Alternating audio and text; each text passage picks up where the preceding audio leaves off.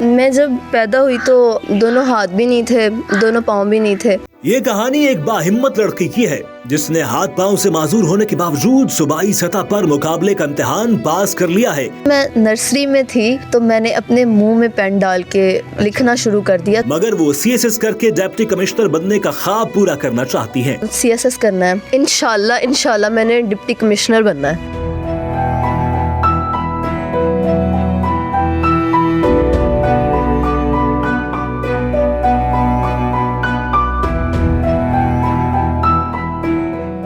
آج ہم پہنچے ہیں 135 پی خانہ والی اور یہاں کی ایک معذور بچی جس نے بہت محنت کی, ہاتھ پاؤں سے معذور ہے, لیکن اس کے جذبے, ان کے جوش کو ہم خراج تحسین پیش کرتے ہیں کہ آج کے اس دور میں انہوں نے کس طرح مشکل وقت میں معذوری کے باوجود بھی تعلیم حاصل کی, کتنی مشکلات سے گزری اور کن کن لوگوں نے آپ کو سپورٹ کیا. میں جب پیدا ہوئی تو دونوں ہاتھ بھی نہیں تھے, دونوں پاؤں بھی نہیں تھے, لیکن جذبہ وہی تھا دوسروں والا, جیسے کہ سب محنت کرتے ہیں. تو میں نے دوسروں کو جب جاتے ہوئے پڑھتے ہوئے دیکھا تو میں نے کہا کہ نہیں, یہ کام تو میں بھی کر سکتی ہوں. بس شروع سے ہی ایک جذبہ تھا کہ میں نے پڑھنا ہے. تو ہاتھ نہیں ہے, پاؤں نہیں ہے, تو پھر کیا ہوا. تو بس اسی طرح سے میرا ایڈمیشن ہوا یہیں پہ ہمارے گاؤں کے ہی اسکول میں. تو وہاں پہ میں نے پرائمری تک پڑھا. جب پرائمری تک کیا تو اس کے بعد پھر میں نے کہا کہ نہیں, میں نے آگے بھی پڑھنا ہے. تو گھر والے کہتے کہ اب کس طرح سے, مطلب آگے تو گاؤں میں کوئی سہولت نہیں ہے, کوئی سکول نہیں ہے, اور تم تو خود سے مطلب کچھ بھی نہیں کر سکتی, تو دوسرے گاؤں میں کیسے جاؤ گی. پھر خیر میں نے جو ہے آگے پرائیویٹ پڑھتی رہی, گھر پہ بیٹھ کے تیاری کرتی رہی, پیپر دیتی رہی. پھر جب میں میٹرک میں پہنچی تو پھر میں نے کہا نہیں, اب جو ہے نا پڑھائی تھوڑی مشکل ہوتی جا رہی ہے نیکسٹ لیول پہ, تو میں گھر پہ بیٹھ کے کیسے کروں گی. تو پھر میں نے ٹرائی کیا اسکول میں ایڈمیشن لینے کا, لیکن انہوں نے کہا کہ نہیں, جب تک اس کا ایڈمیشن نہیں ہوتا مطلب ہم اس طرح نہیں کر سکتے, پراپر آئے گی ریگولر تو پھر ہی ہوگا. تو اس کے بعد پھر میں نے پھر بھی ہمت نہیں ہاری, میں نے کہا میں نے پڑھنا ہے. پھر میں نے ادھر گاؤں میں ہی ٹیوشن پڑھنا سٹارٹ کیا, گھر میں تیاری سٹارٹ کر دی. پھر میں نے میرے دادا ابو ہیں, انہوں نے میرا پرائیویٹ ہی ایڈمیشن بھجوا دیا بغیر کسی اسکول کے. تو پھر میں نے جب ایگزامز دیے تو الحمدللہ جب میرا رزلٹ آیا تو پھر میٹرک میں میری فرسٹ ڈویژن آئی. اور پھر میرے لیے ایک نیا چیلنج تھا کہ مطلب اب کالج کا مسئلہ تھا, میں نے کالج جانا تھا کیونکہ یہ تو گاؤں تھا اور یہاں پہ تو اسکول بھی نہیں تھا, کالج تو بڑے دور کی بات ہے. پھر میں نے کہا کہ اب تو بہت بڑا مسئلہ ہے میرے لیے, کیونکہ شہر میں جانا, مینیج کرنا, یہ سب بہت مشکل ہے. لیکن خیر میں نے پھر بھی ہمت نہیں ہاری, میں نے یہاں سے جانا شروع کیا گاڑی وغیرہ لگوا کے.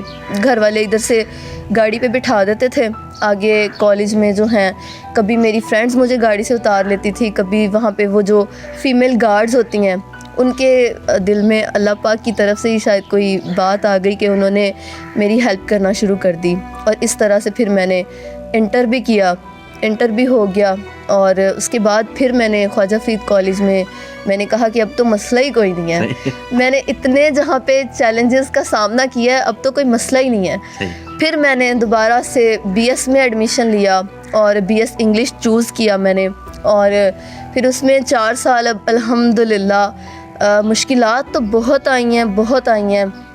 میری اپنی صحت بھی ٹھیک نہیں رہتی, تو بس پھر میں نے, لیکن 4 سال میرے بہت مشکل سے گزرے ہیں, لیکن الحمدللہ کہ میری اب ڈگری جو ہے وہ کمپلیٹ ہو گئی ہے اور میرا رزلٹ بھی آ گیا. اچھا, سب سے بڑا مسئلہ لکھنے کا ہوتا ہے, لکھنے کے حوالے سے آپ کیا کہیں گی, کیسے آپ کو لکھنے کا آئیڈیا آیا, کیا خیال آیا؟